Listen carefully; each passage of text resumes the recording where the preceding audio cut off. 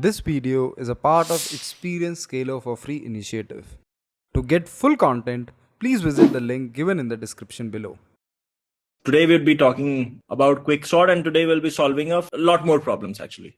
By the way, I just wanted to maybe also share one news with all of you. Today was the first case when one of the fellow students at Scalar has gotten an offer as a CTO at one of the energy companies, which is a fairly big company now, right? And that the reason why I'm sharing this with all of you is to show you that, look, I mean, learning matters. I mean, and like, again, I can't disclose the exact salary of the person, but it is in a few CRs. We're not talking about lakhs, right? So the thing that matters at the end of, I mean, that is basically the North Star for all of us. He's 30 something, but like we all should focus on the learning aspect. As long as we do that, eventually all of us will succeed. We'll go and build really, really great things in the future. He is part of Scalar Academy and not Scalar Plus. And I can't disclose the name of the company. I'm sure like that news will come out later on. It will be shared with all of the community as well. Once he joins, it's still sort of confidential. But just letting you guys know, I mean, look, it is important that all of us focus on learning. As long as we do that, I mean, obviously, like what you find later on is going to be a function of what you know at present, plus like some bit of experience. I mean, so again, just to also elaborate, this person is not somebody who is very young. As I said, like he's 30 plus, already has more than 7-8 years of experience, actually has more than 10 years of experience. But as long as you keep learning the right things, you'll keep moving forward, right? And that is, all of us should just aspire to become 1% better every day. That being said, back to what is the agenda for today. Today, we're going to actually talk about one sorting algorithm, which is actually used in most libraries that you use, be it in Java or Python or C++. The sort function that you use, they all use a different algorithm, which we will talk about today. But instead of talking about the algorithm, which is, I believe, not the right way to introduce a concept, what I'm going to do is I'm going to give you a problem, a real life problem that you may take an attempt at solving. And then we'll use that to maybe introduce the approach. So imagine this. Imagine you have a bunch of nuts and bolts. You have nuts and bolt, right? So nuts basically look something like this. And then you have bolt that is basically a circle that fits into the nut. The nuts and bolt, and usually like they're created in pairs, right? So you have a nut of a size and then the bolt actually clearly fits. If the nut and bolt are of the same size, then they fit. Now imagine you have a lot of nuts and lots of bolts. And you are given that every single nut is of unique size. It is every single nut and bolt are of different sizes. So none of them have the same size. And you're also given that every nut has a corresponding bolt. One fact that is given is every nut has corresponding bolt, which means they both fit each other. 2 is no two nuts have same size. So they're all different sizes. However, it is very hard for you to just visually differentiate which one is bigger or which one is smaller. So what do you do? What you do is, like, if you pick a nut and you pick 2 bolts, if the bolt is loose, then you know that the bolt is bigger. If the bolt is not going in, then you know that the bolt is actually smaller. Now the problem is, given that info, can you sort all of the nuts and bolts in increasing order of their size with the right nut and bolt paired up? Currently, they are all just in this array. You have a table full of nuts and bolts. You don't know which one is paired up which one, right? One is, how can you arrange that? And 2 is, how can you do it as fast as possible? Let me explain again, right? So imagine this. Let's say I had only 2 nuts. Imagine I had this nut, another nut, and I had another bolt and then another bolt, right? Now, what I can do is I can pick, let's say, this particular one, and I pick this one, and let's say I try to match them. There are following things that can happen. One is, these guys clearly fit. In that case, I know that this nut is to be paired with, let's just call it bolt 1, bolt 2. This is nut 1, nut 2. If they fit, then I know these guys are in the pair. They belong together. And then I can just compare the other bolt. If it is smaller than this particular nut, then it goes before this nut, right? If it is smaller, otherwise if it is bigger, it goes after. And then I definitely know that the pair for this bolt is this nut, right? So I just put these 2 guys together, either after or before, depending on how it compares with this current nut. So if I have to define the problem formally, you can pick a random nut, an X, and you can pick a random bolt. If you pick these 2 guys, you will get either of the following result. Either you will get nx is equal to by, which means both of these guys belong together, or you will get to know that, by the way, this nut is smaller than bolt, or you will get to know that nut is bigger than bolt. These are the three results you can get. You cannot compare nut with nut. So for example, I cannot get NX and NY and compare these guys. I can't. Similarly, I can't compare bolt with bolt. This I can't do. This I can't do. However, I can take a random nut and a random bolt and I can compare them. Does that make sense now? It does, right? Now, I mean, the question is, how do I sort these guys? How do I sort these guys? When I can't really compare a nut with a nut and a bolt with a bolt. The bolt size is not given to you. I mean, think of it like this, right? You have a table which is full of these nuts and bolts, and there's only minor variation in the size. What you should end up with, for example, in this case, imagine that these guys were equal. N1 and B2 was equal. So I would put N1 and B2 together and assume that B1 was smaller than N1. So I would put N2 and B1 before this.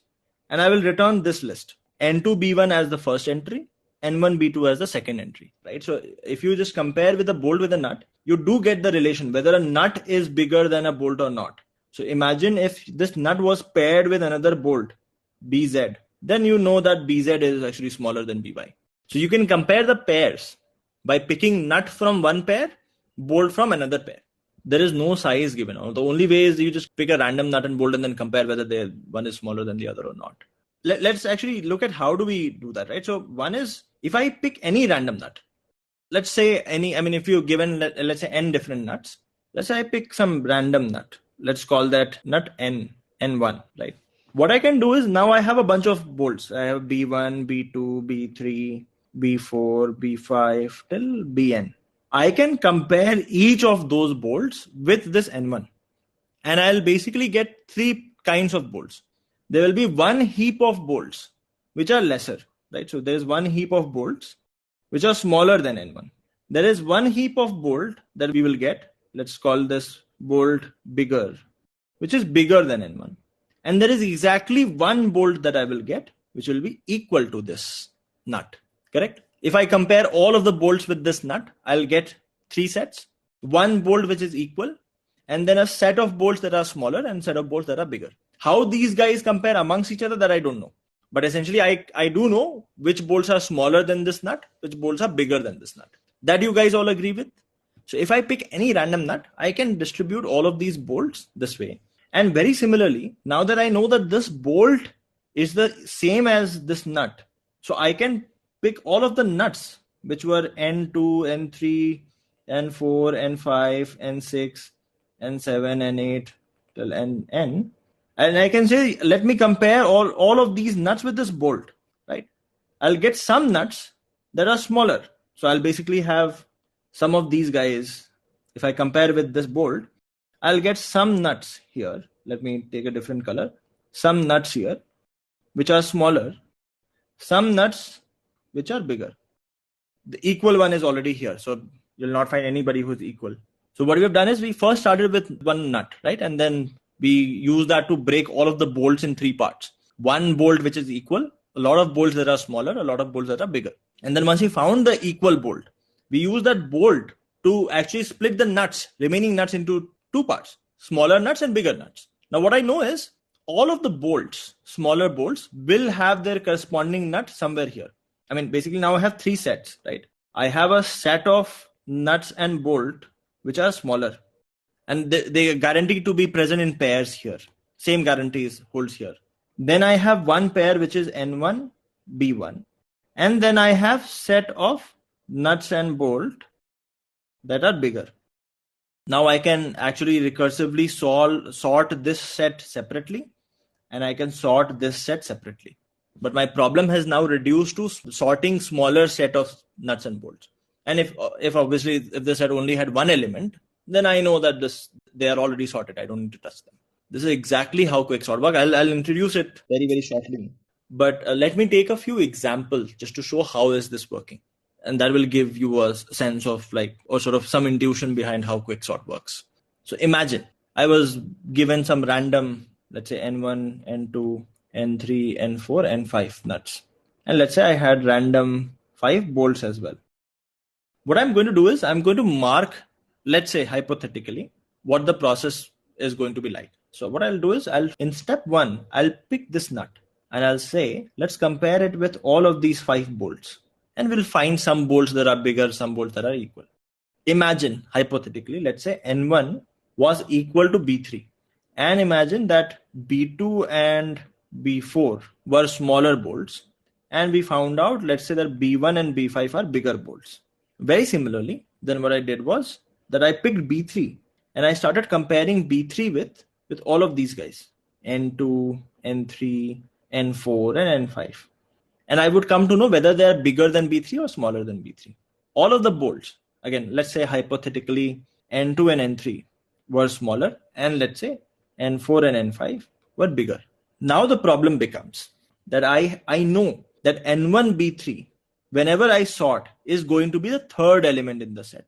I have 2 elements before. I don't know their order, but those 2 elements have basically B2, B4, N2, N4 as 2 pairs. And I have 2 elements after, which is B1, B5, N4, N5 that are yet to be sorted. That is after, right? However, this portion is fixed. I don't need to change this portion. It is in the right position. It is where it should be. I do not need to change this position. This is already in its correct position. So then what I do is I recursively sort the first half. And then once this is sorted, then I'll go to the second half. How do I sort the first half? I again do the same thing. I say, let's pick a random nut. Let's say I pick N2 as the random nut. And I compare B2 and B4 with it.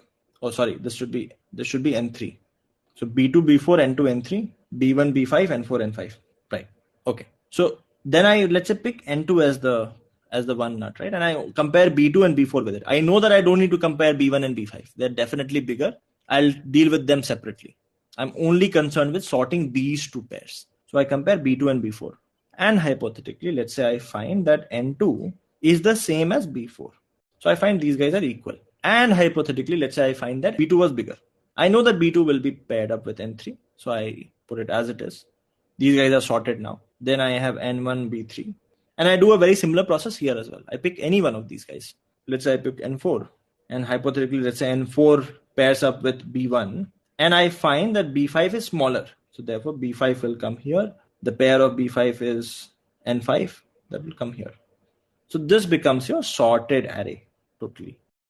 Now this process where I actually picked one element and I started comparing all of the remaining elements with it is called choosing a pivot. So while this is a more complicated case, let me take an example of sorting an array of integers. And I'll show you with that. Imagine, let's say my array was 5, 2, 1, 8, 6. N1 or B3 is largest. That means this set does not exist. The set is empty. But the remaining set is still smaller set than what you began with. It has now n minus 1 bolt and n minus 1 nuts. So you still have a smaller problem to solve. So in every step, you're reducing the size of the problem.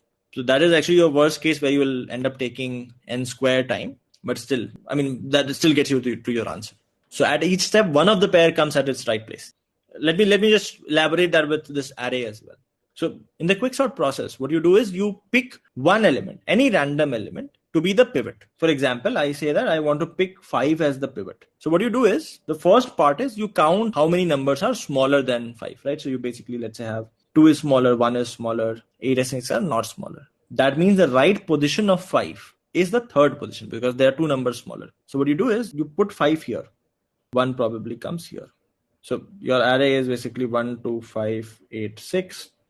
And then once you have put 5 in the right position, then you compare all of the remaining elements. What you want is all of the smaller elements are on the left side, all of the bigger elements are on the right side, which in this case has automatically happened. But in case it wasn't, what you would do is you'll start from here and you would start another pointer from here. The first number that you find on the right side, which is actually smaller than 5, you'll stop there. You'll try to find the first number from on the left side, which is actually bigger than 5. You'll stop there and then you swap those 2 guys. So in order n, you'll be able to get to a place where all smaller numbers are on the left side, all bigger numbers are on the right side. And then the problem becomes that 5 is in the right position. Now, as long as I can sort the left side of the array and right side of the array separately, my entire array will be sorted. And that I can again do recursively. So in every step, when I choose a pivot, one number will come at the right position and it will divide the remaining array into 2 parts, 2 smaller subsets that need to be sorted. Do we have to take pivot as the middle to make the swap easier? I mean, so if the thing is, when you're choosing the pivot, you don't know which one is the middle element. I mean, you basically start with choosing a random number as the pivot in the array that you have to sort. If you are unlucky, then it would turn out to be one of the numbers which is either the highest number in the array or the smallest number in the array. If you are, I mean, if it is just very, very random, chances are you'll find a pivot somewhere towards the middle. I mean, let me actually go step by step. Does the nuts and bolt approach make some sense? Basically picking one nut, comparing all of the bolts with it to divide them into smaller heap, bigger heap, equal to, and using the equal to bolt to divide the remaining nuts into a smaller heap, bigger heap, equal to. And I know that the equal to part is in the right position. Now I need to sort the smaller heap of nuts and bolts separately, bigger heap of nuts and bolts separately. Let me take another example of this. Actually, here there was a swap. Let's see what kind of thing we can do where we would need a swap. Imagine I still have 5 as the first element. Let's say there is 6, 8, 1, and 2. Hypothetically, let's say this was the array. And again, we chose 5 to be the pivot. If 5 is the pivot, the first step, let's count the number of numbers smaller than 5. 1 and 2. So that means 5 should come at position number 3 in the array. So 5 should come here. So what do? The quickest way is I just swap, right? So I just bring 5 here. I bring back 8 here. So 5 comes here, 8 comes here. I remove the circle. Now I know 5 is the pivot. What I want is all smaller numbers should be on the left. All bigger numbers should be on the right. Right now it is the opposite. So what do? I say that I'll start with a pointer on the left side. Let's call it start pointer. I'll also start with a pointer on the right side. Let's call it the end pointer. Or maybe we can just call it left and right. Both are also okay. Left and right. I compare the first number and I see whether it is in the right half or not. In the correct half or not, right? So 2 is smaller than 5. It should have been in the left half. So it is not in the correct half. So I make my right pointer wait here. My right pointer is currently pointing at 2. Very similarly, I start a loop on left to find the first number which is not in the correct half. In this case, the first number that I find, which is 8, is not in the correct half because 8 is bigger than 5. It should have been on the right half. And then the first place wherever left and right is, I just swap them. So essentially 2 comes here, 8 comes here, and I now know that these two guys are in the right half. So then I again start moving my left till I find the next number which is not in the right half, which is 6. So my left will wait at 6. Very similarly, I start moving right to find the next number which is not in the right half, which would be 1, and I'll just wait at 1. And I end up swapping 1 and 6. So 1 comes here, 6 comes here. So your right pointer will move from this position to this position, and your left pointer will move from this position to this position. If you add these guys up, you'll get total sum as n minus 1, n being the size of the array. This will help you shift all smaller elements to the left of the array, bigger elements to the right of the array. So if I have to write the steps of quicksort, one is choose any number randomly as pivot. And then once you have chosen a pivot, put pivot in the right position. For calculating the right position, you'll have to count numbers smaller than pivot. So this is one order n iteration. Third thing that you do is using left and right pointer, shift smaller numbers in left half, bigger numbers in right. So the fourth step is sort left part and right part separately. Can be optimized by choosing the correct pivot. The most optimal pivot is your median, basically a number which can divide the array into 2 equal parts. That is the best pivot, right? Because then you're left with smaller arrays to sort. It is obviously faster to sort smaller arrays. However, the problem is it is very hard to know what is the median of the array. Why would you want to spend a lot of time finding out the median? So what quicksort says is, as long as your pivot choice is completely random. If it is completely random, then you're still fine. Average time complexity will still become n log n. All right. What is the approach behind quicksort? Quicksort is essentially choose a pivot, divide the array into smaller numbers, bigger numbers, sort the smaller number separately, sort the bigger number separately. Your array will automatically be sorted. Divide and conquer. Most of the library functions that you use, they use quicksort and they choose pivot randomly. I'll explain why randomly still works here.